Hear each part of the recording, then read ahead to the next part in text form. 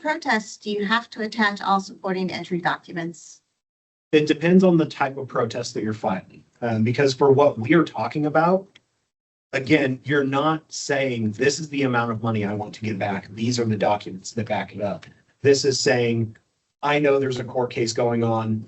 We will be asking for our money back. Put me on the list, basically. When you are doing a protest for something after liquidation that's for a specific issue, yes, you would provide supporting documentation to say, hey, this was declared incorrectly or something changed. And here's the invoice to back it up. In that case, if you are already asking for money back, yes, you would provide that documentation. But the situation we are in right now is not necessarily asking for the money back yet. It's saying, I want to be on the list.